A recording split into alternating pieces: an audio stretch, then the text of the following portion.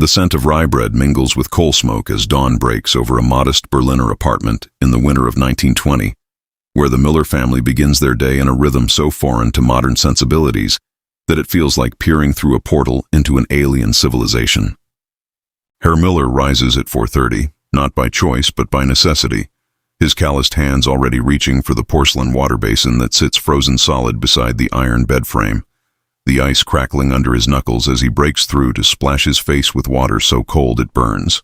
There is no central heating in this third-floor walk-up in the Prenzlauer Berg district. Only a single ceramic tile stove called a Kachelofen that his wife, Frau Miller, will spend the next 40 minutes coaxing to life, using yesterday's newspaper and precious coal briquettes rationed by the city in the aftermath of the Great War. The children sleep 3 to a bed under mountains of feather-filled Federbetten, their breath visible in the air, their dreams still untouched by the hyperinflation that will soon turn their father's weekly wages into worthless paper by the time he walks home from the factory.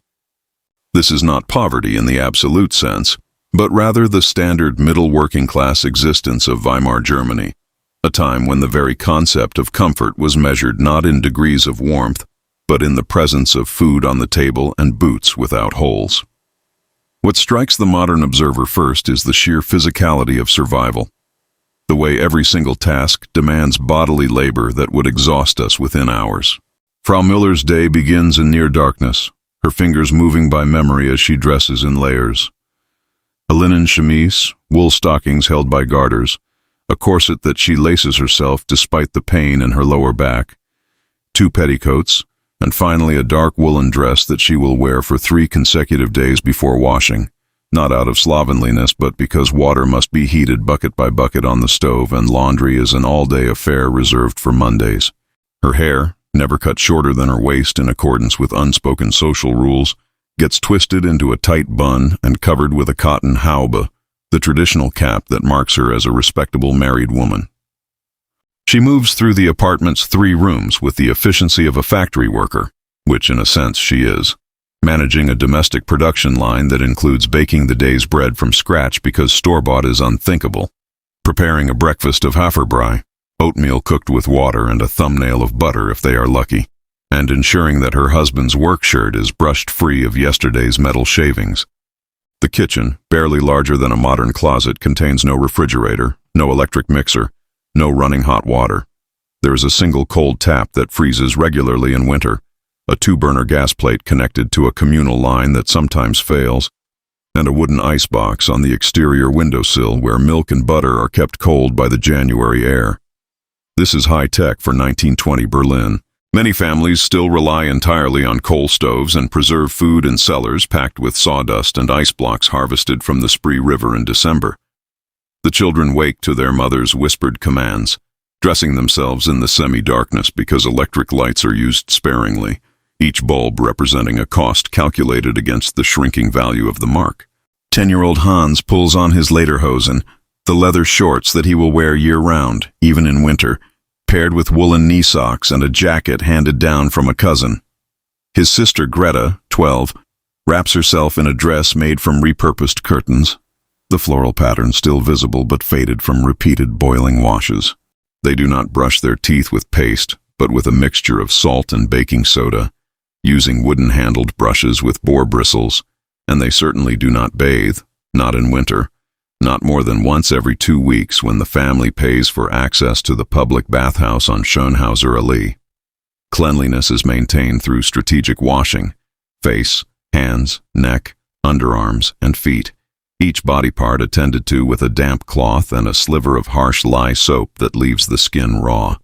The children's hair is checked obsessively for lice, a constant plague in crowded urban housing, and Greta's long braids are combed with a fine-toothed metal comb dipped in kerosene, the smell clinging to her for hours.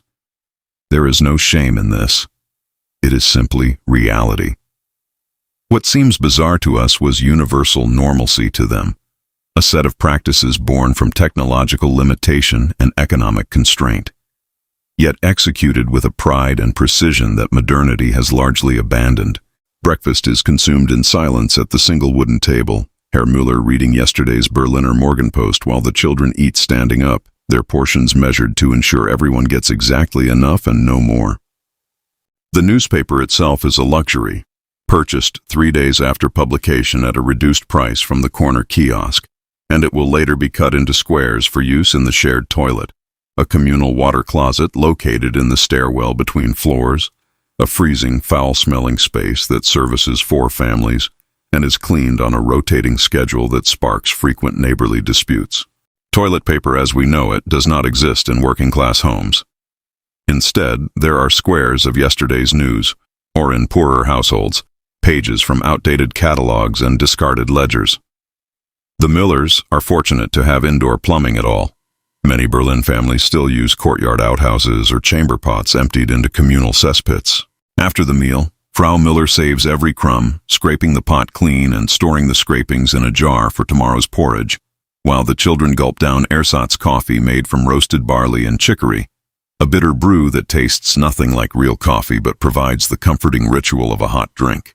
Herr Miller finishes his portion and stands, pulling on his wool coat, his flat cap, and his steel-toed boots, checking his pocket watch, a prized possession inherited from his father, and calculating the 38-minute walk to the Siemens factory, where he operates a lathe for 11 hours a day, 6 days a week. The children leave shortly after, their school day beginning at 7, a relic of Prussian discipline designed to mold obedient citizens and efficient workers. They carry slates instead of notebooks, chalk instead of pens, and their lessons are conducted in frigid classrooms where the teacher, Fräulein Richter, keeps her coat on and strikes the knuckles of any child whose attention wanders. Education is rote memorization, recitation, and absolute deference to authority. Hans will spend the morning conjugating Latin verbs he will never use, while Greta learns household mathematics, how to calculate the cost of ingredients against the fluctuating mark, how to measure fabric for sewing, how to budget a week's meals on a worker's salary. There's no art class, no music, no physical education beyond marching drills in the courtyard. The philosophy is clear. Education is preparation for a stratified society where your birth determines your ceiling, and creativity is a luxury reserved for the Bildungsbürgertum, the educated bourgeoisie who live in the elegant western districts and send their children to gymnasien that lead to university. The Miller children will finish Volksschule at 14 and enter apprenticeships. Hans likely in metalwork like his father, Greta in domestic service or perhaps a textile factory if she shows aptitude. This is not considered a tragedy, but rather the natural order, a path walked by generations before them. Frau Miller's day, meanwhile, unfolds in a relentless sequence of manual tasks that would astonish anyone accustomed to modern appliances.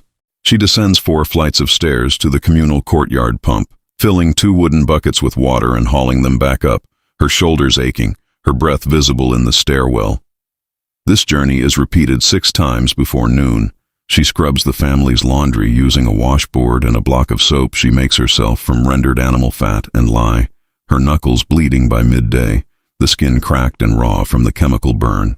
The apartment's windows must be cleaned weekly, despite the soot that billows constantly from nearby factories, and the floors, unfinished wood that splinters easily, are scrubbed on hands and knees with brushes and sand. There is no vacuum cleaner, no mop with a modern head. Every surface is maintained through the erosion of her body. Lunch is prepared from morning's leftovers, a thin soup stretched with potatoes and perhaps a shred of bacon fat for flavor, and she eats standing at the stove, alone, listening to the sounds of the building. The baby crying 2 floors down, the argument in Yiddish from the Jewish family next door, the clatter of cartwheels on cobblestones below. She does not feel sorry for herself because she has no framework for imagining a different life. Her mother lived this way. Her grandmother lived this way. The future, she assumes, will be the same, only perhaps with less war. The evening brings the family back together. Herr Miller returning at 6:30, his face gray with exhaustion, his hands trembling from 12 hours of repetitive motion. He does not speak of his day because there is nothing to say. The factory is noise and danger and the constant threat of injury that means destitution, and he has seen 3 men lose fingers this month alone. Dinner is the main meal, boiled potatoes, sauerkraut from the ceramic crock fermenting in the corner, and on Sundays, if fortune smiles, a small piece of pork or a sausage. They eat by the light of a single oil lamp because electricity, though available, is rationed, and the family cannot afford to burn bulbs freely. Conversation is minimal, functional. Tomorrow's tasks, a neighbor's illness, the price of milk. There is no radio yet in this household. No entertainment beyond a battered deck of cards and a songbook from before the war.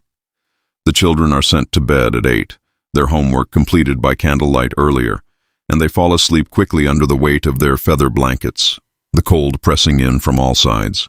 Herr and Frau Müller sit together for an hour, mending clothes by lamplight, her hands stitching patches onto patches, his hands oiling his work boots, and they speak quietly about money, always money, the calculations that never quite add up, the fear that next month the bread will cost twice as much and his wages will stay the same. This is the hidden anxiety of hyperinflation's early days, the sense that the ground is shifting beneath them, but they cannot yet see the abyss. They go to bed at 9:30, sharing body heat under shared blankets, and the apartment falls silent, except for the wind rattling the windows and the distant sound of a streetcar grinding its way through the darkness. This was life.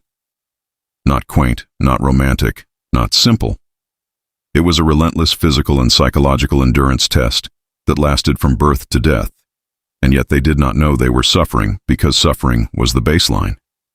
What seems bizarre to us was Tuesday to them.